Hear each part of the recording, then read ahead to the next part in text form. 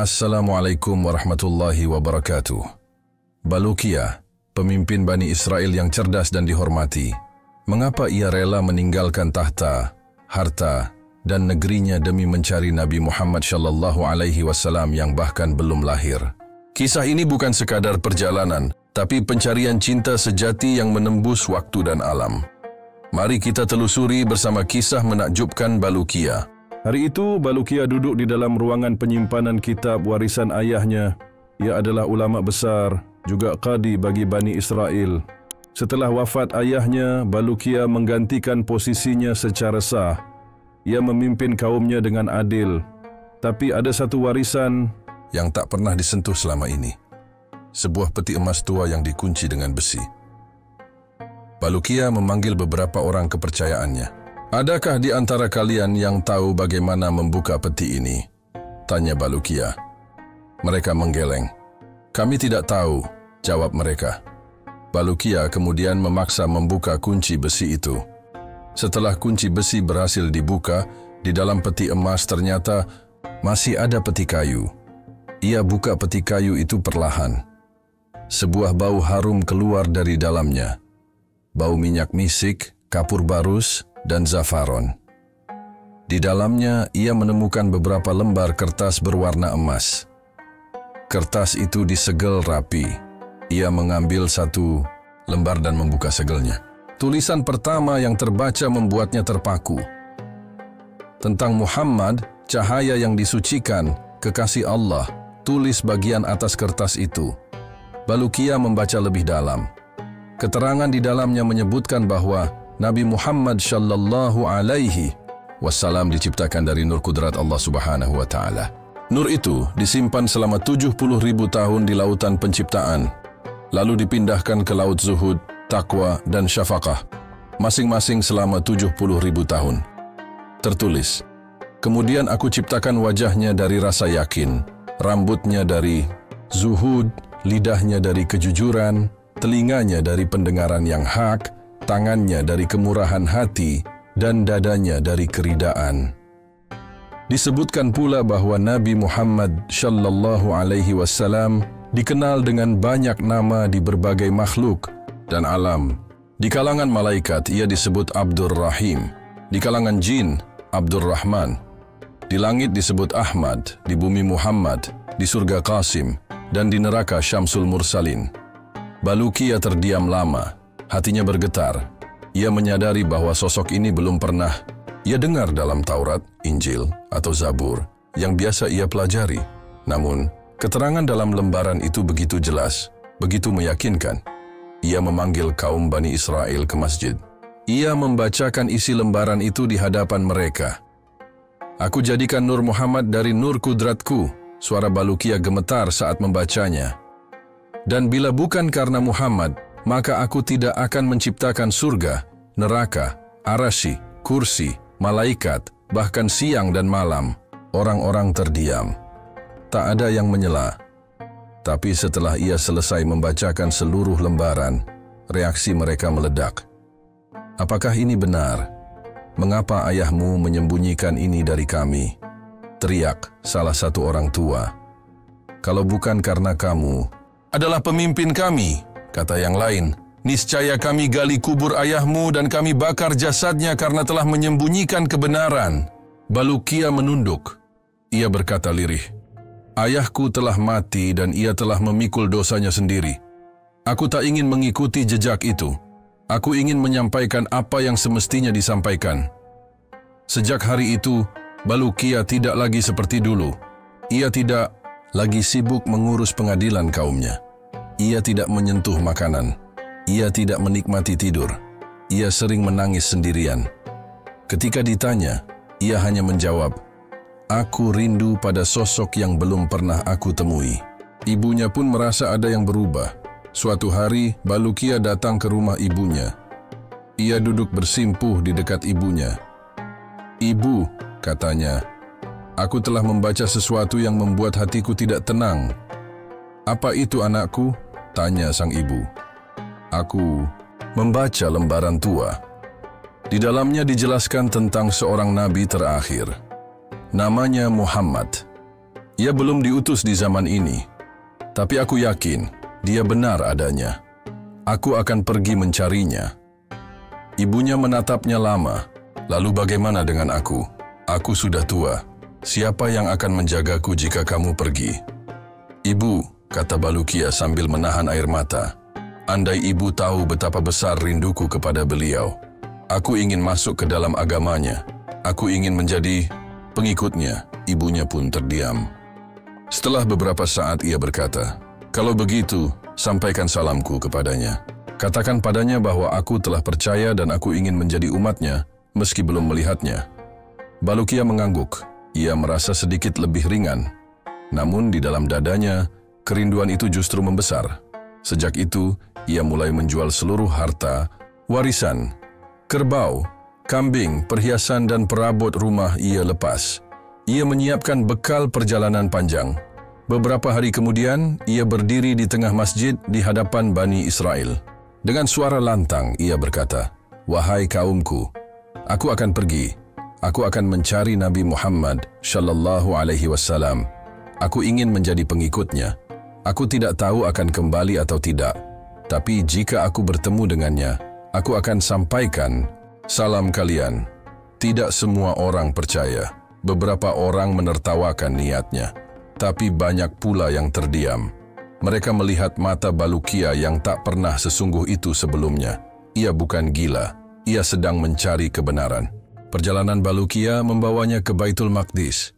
Di sanalah ia bertemu seorang pemuda tampan bernama Affan. Pemuda itu baik hati, juga cerdas. Setelah mendengar tujuan Balukia, Affan berkata, "Jika engkau benar-benar mencari Nabi Muhammad sallallahu alaihi wasallam, aku ingin ikut bersamamu. Aku pun ingin menjadi umatnya." Maka mereka berdua pun sepakat berjalan bersama. Bekal mereka terbatas, tapi semangat mereka besar. Dengan izin Allah Subhanahu wa Ta'ala, mereka melintasi samudra. Di tengah laut pertama, mereka menemukan sebuah pulau. Pulau itu penuh dengan pohon-pohon besar yang buahnya sebesar kendi. Rasanya manis seperti madu, lembut seperti busa, dan aromanya seperti misik. Di pulau kedua, mereka menjumpai sebuah tongkat tinggi dari besi. Tertulis di atasnya, "Ini adalah tongkat milik Auj bin Affan bin Nuh alaihi salam pada masa air bah." Affan membaca tulisan itu keras-keras. Balukia hanya diam.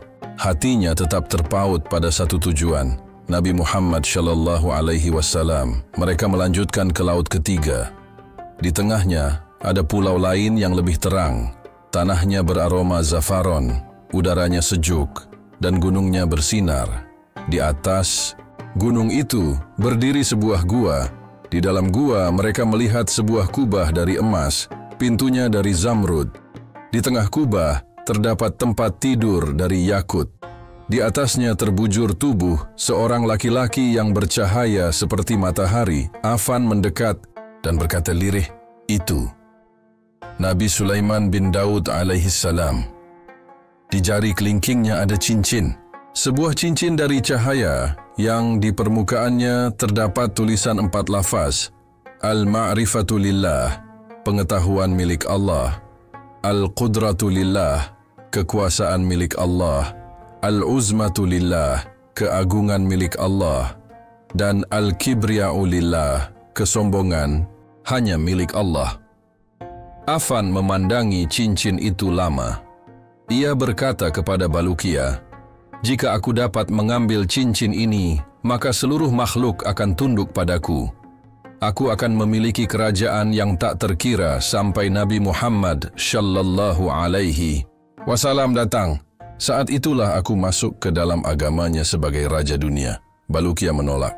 "Jangan, ini bukan untuk kita." Nabi Sulaiman alaihi salam pernah berdoa, sebagaimana disebutkan dalam Quran surat Sya'ad ayat 35. "Ya Tuhanku, ampunilah aku dan anugerahkanlah kepadaku kerajaan yang tidak dimiliki oleh seorang pun sesudahku." Maka Allah mengabulkan doanya, tak seorang pun berhak mengambilnya. Affan tidak menggubris. Ia memerintahkan Balukia untuk membaca asma Allah yang agung pada kitab Zabur agar ular-ular yang menjaga tidak menyerang. Bulukiya menuruti dengan hati yang gamang. Ia membaca perlahan, Ya Hayyu Ya Qayyum Ya Zal Jalali wal Ikram. Afan mulai mendekati tubuh Nabi Sulaiman alaihi salam. Tapi seketika itu juga, ular-ular penjaga mulai meniupkan api dari mulutnya.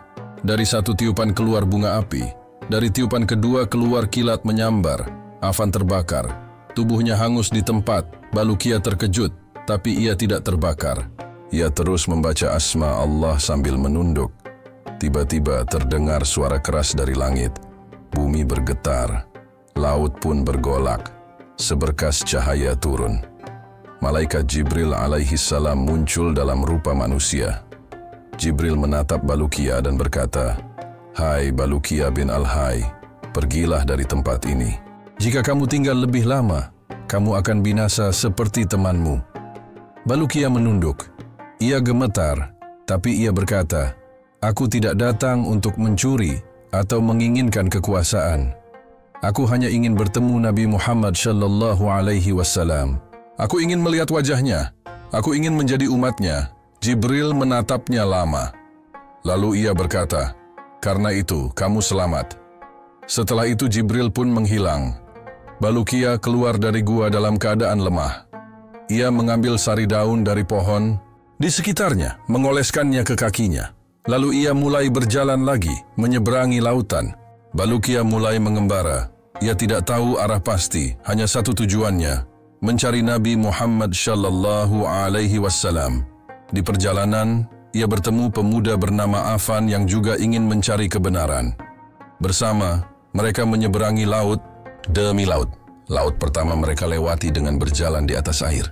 Sari daun pohon yang pernah mereka temui di padang zafaron membuat kaki mereka tidak tenggelam dan tidak basah. Di tengah laut itu, mereka menemukan pulau besar yang pohonnya berbuah sebesar kendi. Rasanya manis, lebih lembut dari busa dan harum. Seperti misik Bulukiya hanya mengambil sedikit untuk sekadar bertahan hidup. Tapi Afan terlihat mulai menikmati. Jika buah di sini begini lezat, bagaimana makanan Nabi Muhammad sallallahu alaihi wasallam kelak? Ucap Bulukiya lirih. Mereka melanjutkan ke laut kedua. Di tengahnya mereka menemukan tongkat raksasa dari besi. Tertulis di atasnya, tongkat ini milik Auj bin Affan bin Nuh alaihi salam. Mereka hanya memandangnya sejenak, lalu meneruskan perjalanan ke laut ketiga. Pulau di laut ketiga ini berbeda. Tanahnya harum seperti zafaron, rumputnya segar, dan di tengahnya ada sebuah gua yang dijaga oleh ular-ular besar. Mereka mendekati gua itu dengan hati-hati. Di dalamnya terdapat kubah dari emas, pintunya dari zamrud. Di bawahnya ada tempat tidur dari yakut yang dijaga cahaya terang. Di atas kasur itu terbujur jasad seorang nabi. Ia tidak rusak, wajahnya bercahaya seperti bulan. Mahkota di kepalanya memancarkan nur. Jari kelingkingnya menyimpan cincin bercahaya. Di permukaan cincin itu tertulis, Al-Ma'rifatu Lillah, Al-Qudratu Lillah, Al-Uzmatu Lillah, Al-Kibriya'u Lillah. Afan menunduk dan berbisik, Ini Nabi Sulaiman alaihi salam. Bulukiya mengangguk. Tapi ia menjaga jarak. Jasad itu sakral. Afan mulai berubah. Matanya mengarah pada cincin. Bulukiya, katanya, jika aku bisa mengambil cincin ini, maka manusia, jin, angin, dan hewan akan tunduk padaku. Aku akan hidup sampai Nabi Muhammad sallallahu alaihi wasallam datang. Saat itu aku masuk Islam dan menjadi umatnya dengan membawa kerajaan dunia. Bulukiya menegur, kau tahu bahwa Allah subhanahu wa ta'ala telah mengabulkan doa Nabi Sulaiman. Dalam Quran surat Sya'ad ayat 35 disebutkan, Ya Tuhanku, ampunilah aku dan anugerahkanlah kepadaku kerajaan yang tidak dimiliki oleh seorang pun sesudahku. Tidak ada yang bisa merebutnya. Namun Afan tidak peduli. Ia menyuruh Bulukiya membaca kitab Zabur dan asma Allah yang agung agar para penjaga tidak mengganggu. Bulukiya taat meskipun hatinya gelisah. Ketika Afan mendekat, ular-ular di sisi jasad Nabi Sulaiman bergerak. Salah satu dari mereka menyemburkan bunga api. Afan mundur, tapi tetap mendekat. Ular lain meniup kilat dari mulutnya. Api menyambar tubuh Afan. Ia terbakar, tubuhnya hancur seketika. Tidak terdengar suara jeritan, hanya bau hangus dan asap. Balukia tercekat. Tapi tubuhnya tidak terbakar. Ia terus membaca asma Allah. Tiba-tiba langit bergetar, suara keras terdengar, laut bergolak, sebuah cahaya turun dari langit, dan malaikat Jibril alaihi salam muncul dalam bentuk manusia. "Hai Balukia bin Al-Hay," ujar Jibril, "tinggalkan tempat ini. Jika tidak, kamu akan bernasib seperti temanmu." Balukia gemetar. Ia menjawab lirih, "Wahai Jibril, aku tidak datang untuk kekuasaan. Aku hanya ingin melihat Nabi Muhammad sallallahu alaihi wasallam. Aku ingin menjadi umatnya." Jibril memandangnya dalam. "Karena niatmu, kamu selamat." Setelah itu ia menghilang. Balukia terduduk di depan pintu gua, matanya basah. Temannya telah hangus terbakar karena keserakahan. Ia mengusap wajahnya. "Ya Allah, aku tidak ingin kerajaan. Aku hanya ingin melihat wajah kekasihmu." Ia meninggalkan gua dengan langkah tertatih. Di sekelilingnya, alam tetap tenang. Langit cerah, tapi jiwanya berkabut. Ia menyendiri di pinggir laut. Tak ada yang ia bawa kecuali keyakinan. Ia kini sendirian, melanjutkan perjalanan menuju tujuan yang belum ia ketahui batasnya. Berharap bisa bertemu Nabi Muhammad sallallahu alaihi wasallam meski belum diutus pada zamannya. Langkah Balukia membawa dirinya ke sebuah dataran luas yang sunyi. Tak lama, ia sampai ke tepi laut dan bertemu seekor kuda putih bersayap. Kuda itu tak bicara, tapi tunduk kepadanya. Balukia naik dengan menyebut nama Allah Subhanahu wa Ta'ala. Dalam sekejap, ia melesat melintasi angin dan daratan hingga sampai ke sebuah lembah asing. Di sana ia disambut oleh sekelompok makhluk berwajah manusia, tapi berkulit seperti bara. Mereka menyambut dengan kalimat, "La ilaha illallah Muhammad Rasulullah." Salah. Satu dari mereka berkata, "Kami adalah golongan jin mukmin. Raja kami ingin bertemu denganmu." Balukia dibawa ke istana besar yang dindingnya dari cahaya. Di atas singgasana duduk seorang raja jin. Ia berdiri saat melihat Balukia dan mengucap, "La ilaha illallah Muhammad Rasulullah." Namanya Sakr. Ia berkata, "Kami berasal dari kalangan jin yang diturunkan bersama para malaikat untuk memerangi jin kafir. Kami telah beriman kepada Nabi Muhammad sallallahu alaihi wasallam meski belum pernah bertemu. Kami tidak mati hingga hari kiamat." Balukia bertanya, "Bagaimana kalian mengenal Nabi Muhammad padahal beliau belum lahir?" Sakr menjawab, "Namanya telah tertulis di langit, dan Allah telah perintahkan kami untuk berselawat padanya. Kami mengenalnya melalui cahaya dan perintah Allah Subhanahu wa Ta'ala." Raja itu kemudian memberi Balukia seekor kuda berkaki api. "Naiklah, aku akan antarkanmu ke batas dunia." Kuda itu membawanya melintasi 7 bumi dalam waktu 1 hari. Balukia diturunkan di sebuah dataran luas. Di depannya ada 4 makhluk berjubah raja, namun kepala mereka berbeda-beda. 1 berkepala manusia, 1 kepala lembu, 1 kepala singa, dan 1 kepala elang. Yang berkepala lembu berdoa, "Ya Allah, kasihanilah hewan ternak. Jangan siksa mereka karena dosa manusia. Jadikan aku ahli syafaat Nabi Muhammad sallallahu alaihi wasallam." Yang berkepala manusia pun berdoa, "Ya Allah, jauhkan kami dari fitnah dunia dan tempatkan kami bersama Nabi Muhammad sallallahu alaihi wasallam di hari kiamat." Balukia menyaksikan semua itu dengan takjub. Semakin banyak makhluk ia temui, semakin yakin bahwa alam semesta ini tunduk kepada satu nama, Nabi Muhammad sallallahu alaihi wasallam. Perjalanannya berlanjut ke Gunung Qaf, gunung yang disebut sebagai poros bumi. Di puncaknya berdiri makhluk raksasa bernama Hail. Kepalanya mencapai langit ke-7, tangannya merentang dari timur ke barat, dan kakinya menginjak bumi lapis ke-7. Ketika melihat Balukia, ia berkata, "Subhanallah, Maha Suci Allah yang menjadikan makhluk kecil datang ke tempat ini. Siapakah kamu manusia?" "Aku Balukia dari Bani Israel. Aku mencari Nabi Muhammad sallallahu alaihi wasallam." Hail menjawab, Aku diperintahkan Allah untuk menjaga paku bumi. Di tanganku ada tali. Jika Allah ingin membinasakan negeri, aku lepaskan ikatan ini dan bumi akan pecah. Bulukiya bertanya, apa itu Gunung Kaf? Hail menjawab, Gunung Kaf terbuat dari yakut hijau. Karena warnanya langit tampak hijau. Ia mengelilingi dunia, menahan guncangan bumi. Di baliknya ada 40 bumi bercahaya yang tidak mengenal iblis dan tidak pernah melihat neraka. Bulukiya mendongak. Lalu, di balik cahaya itu apa lagi? Hail menjawab, ada hijab dari cahaya, dari gelap, dari angin, dari kabut. Di baliknya para malaikat pembawa singgasana Allah. Tinggi mereka melampaui langit. Kaki mereka di dasar bumi ketujuh. Mereka bertasbih siang dan malam. Bulukiya bertanya lagi, lalu apa yang di balik mereka? Hail menjawab, hijab-hijab yang tak diketahui jumlahnya kecuali oleh Allah. Di baliknya ada malaikat bermuka 40, bersuara 40 bahasa, dan bertasbih dalam 40 pujian yang berbeda. Bulukiya terdiam lama. Tubuhnya masih berdiri di tanah, tapi jiwanya serasa digulung oleh langit. Aku hanya manusia biasa, gumamnya. Tapi aku ingin bertemu manusia paling mulia yang disebut semua makhluk itu. Hail menunduk lalu berkata, wahai Bulukiya, kau telah mendekati ujung. Tapi belum sampai. Nabi Muhammad sallallahu alaihi wasallam akan diutus di akhir zaman. Bukan sekarang. Waktumu belum tiba. Bulukiya menutup mata, menahan air yang menggenang di pelupuknya.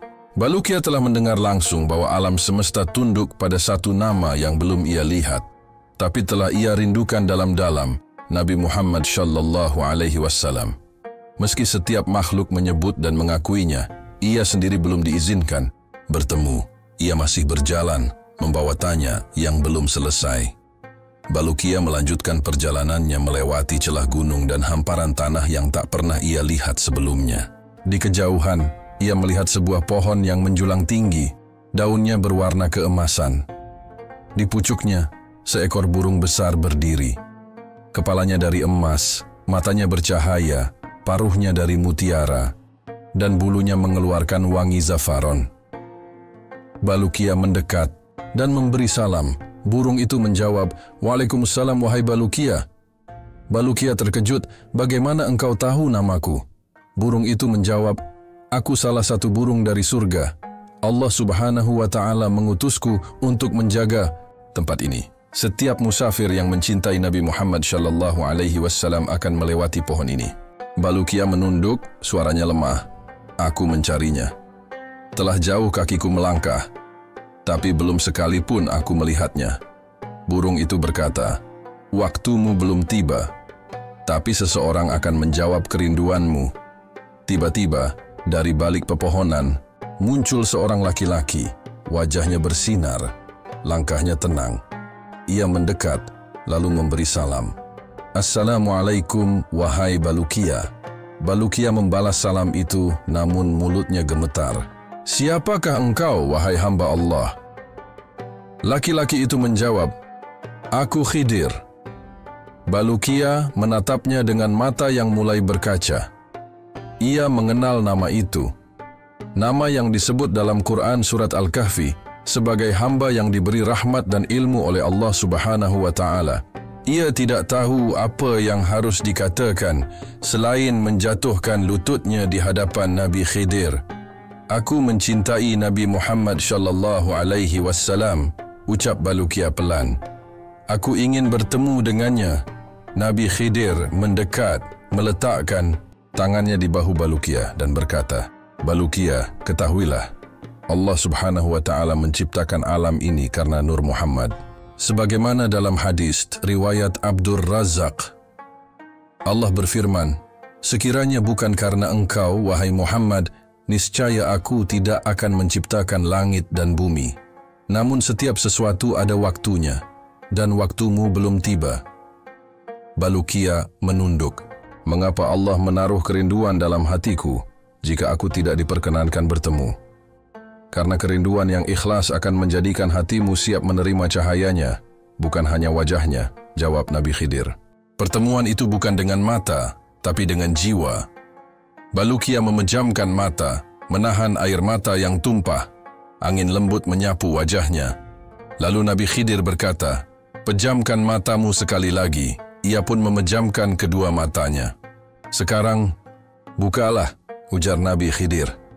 Ketika Balukia membuka matanya, ia tak lagi berdiri di hadapan pohon emas atau burung surga. Ia duduk di dalam rumah ibunya, tangannya menggenggam jari ibunya yang kini telah menua. Wajah ibunya basah oleh air mata.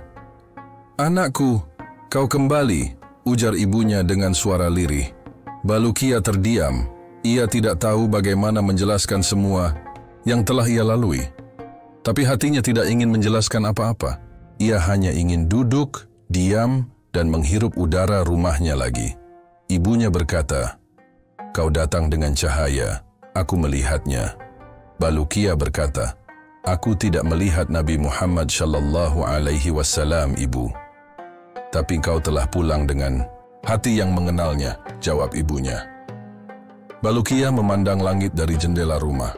Ia tahu bahwa pencarian belum benar-benar selesai. Tapi ia juga tahu bahwa Allah Subhanahu wa Ta'ala telah menunjukkan satu hal, bahwa cinta sejati kepada Nabi Muhammad sallallahu alaihi wasallam tidak menunggu zaman, tidak menuntut penglihatan, dan tidak memerlukan bukti kasat mata. Ia menarik napas panjang. Dunia terasa baru. Dan untuk pertama kalinya, ia tidak bertanya kemana langkah selanjutnya. Karena hati yang telah bersih tak lagi mencari cahaya, ia telah menjadi tempatnya.